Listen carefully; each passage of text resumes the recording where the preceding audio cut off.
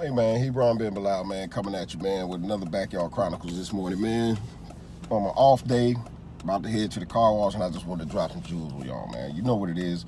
Hebron Ben Bilal, Backyard Chronicles, man. If you like this content, give me a thumbs up. Hit the subscribe button and bell for notifications, man. Tell a friend to tell a friend that Hebron Ben Bilal is back in the house again. Big, man. Check this out. I've been hearing a lot of things and seeing a lot of things online in regard to the Hebraic culture, and as well as the secular culture dealing with monogamy and polygamy, or polygyny, whatever one you want to call it. Monogamy on the secular side and polygamy on the Hebraic side. First, I'm going to deal with the Hebraic side because I'm a Hebrew, so I'm going to jump out there with them first and holler at you women about polygamy, because I've been seeing a lot of y'all post in regard to polygamy, and I've been seeing that y'all been saying a lot of you lean towards that it's a sin and you it's wrong, and you take a lot of things, you know, Adam and Eve and one man and one woman, God said only had one wife, blah blah blah blah blah, etc. etc. Well, we have to have a foundation. What is our foundation? Our foundation is always going to be the first 5 books of the Bible.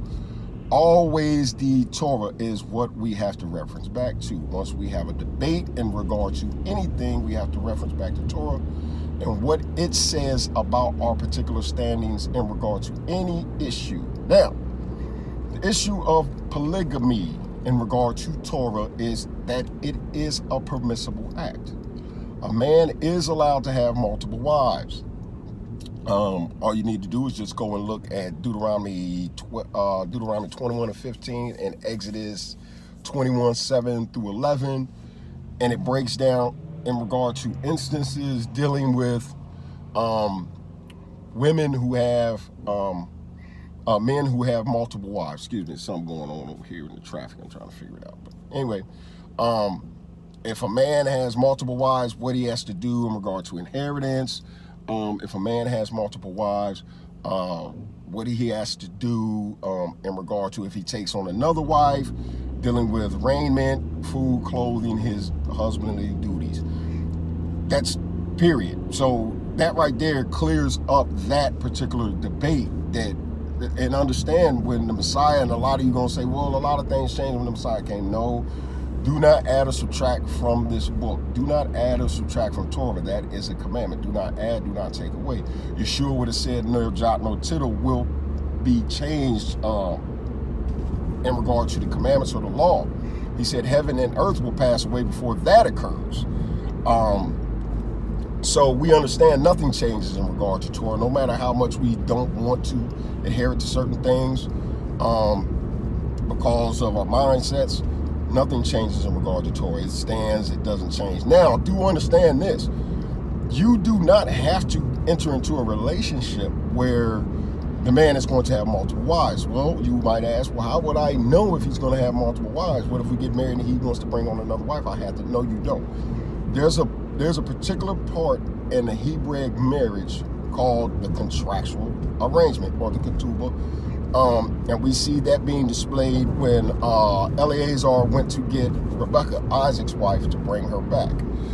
If you read the context or the body of the history text where it talks about this particular thing that went on, when Eleazar sat down, went in the house and talked to them, that would have been the ketubah, or the contractual agreement part, where they were discussing the basis of the marriage, what they had to offer, etc., etc., what they expected out of the wife, etc., etc., etc. Now, before Rebecca left with Eleazar, you see the first thing that Eleazar said, hey, look, I got to get the girl and go, man. My master's waiting for me.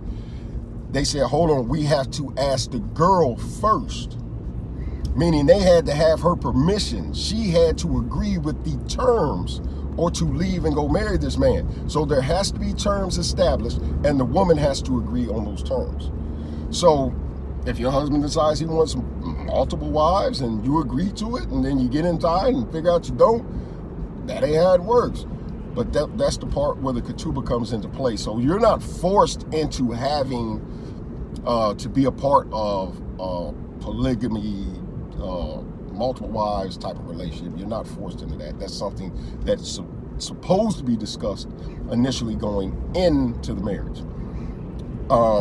So, I mean, if you're a part of a community or whatever, and that's not a part of the marriage structure, man, you might want to consider leaving that community, because they're kind of going to try to force you to do what you don't want to do. But anyway, I see a lot of you sisters online bashing other sisters who are in relationships or marriages that the husband has multiple wives. And I also see you bashing men who have multiple wives. Okay, look, if it's not for you, it's not for you. But it's a permissible thing by Torah's standards. Torah tells us that a man can have multiple wives. I just showed you. Even Yahweh told David, I gave you your wives. Multiple, plural. He gave him multiple wives. So if this was not a permissible act, why would Yahweh violate the very standard that he set down and give David multiple wives? Doesn't make sense. But once again, my thing is, if it's not for you, it's not for you. Don't try to stir up the pot because you don't agree with someone else's lifestyle. If it doesn't violate Torah, if it's not a violation of Torah, it shouldn't bother you. Really, honestly, it shouldn't bother you. I don't care if my neighbor got 13 wives, as long as he's keeping it in line with Torah. Hey, man, that's how they roll. That's how they roll. As long as he's doing what Torah requires him to do in regard to these multiple wives, that's how they roll. And that's just with y'all. I'm done with y'all. That's just the basic premise of that argument. Yes, polygamy is. Don't come to me with the Melchizedek. We're under the Melchizedekian priesthood now, so it's not permissible. Torah does not change. It will be the same forever. Ne'er jot nor tittle will change or be removed from that text. So I don't care who died. I don't care anything about Melchizedek. I don't care about any of that. Torah is going to be the same today, tomorrow, and forever. So if that's your argument, man, you need not even watch this. Now, to you secular women, I don't get y'all, because my thing is this, and I told my sister this many years ago, I told her this now. And I made a video on this, and a lot of you women didn't agree. And a lot of men didn't really agree, but statistically, the porn industry and strip clubs prove my point for me anyway. It will never be one woman that is everything that a man needs. Period. You will never be completely and totally everything for that man. If I'm lying, why is the porn industry $1 billion a year industry? Why are strippers now buying mansions? Somebody got to be filling them coffers. It's just not one or two people giving the porn industry $1 billion a year. And you might say, well, what that got to do with me not being everything that he wants and needs? Well, if you was everything he wants, why is he at the strip club looking at other women? Clearly it's something that he's not getting at home, that he's going out and seeking other places. Why is it that the porn industry is $1 billion a year industry, man, and sex sales? Because men's eyes are never satisfied. We gonna lust and keep lusting and look and keep looking. That's just the nature of man. Now, I'm not saying that men can't bring this thing under subjection, because they can. But it's just the fact is that a lot of secular men are not going to do that. So at the end of the day, let me say this to you secular women. You might as well get it in your mind. You might as well get it in your mind going into a relationship, unless your man is very mature, and there are exceptions to this rule. There are exceptions to this rule, lady. Unless your man is very mature and he is disciplined in that particular area, he gonna cheat on you. Now, I can't tell you the identifying characteristics of a mature man who won't cheat on his woman. I don't know. But I know one thing.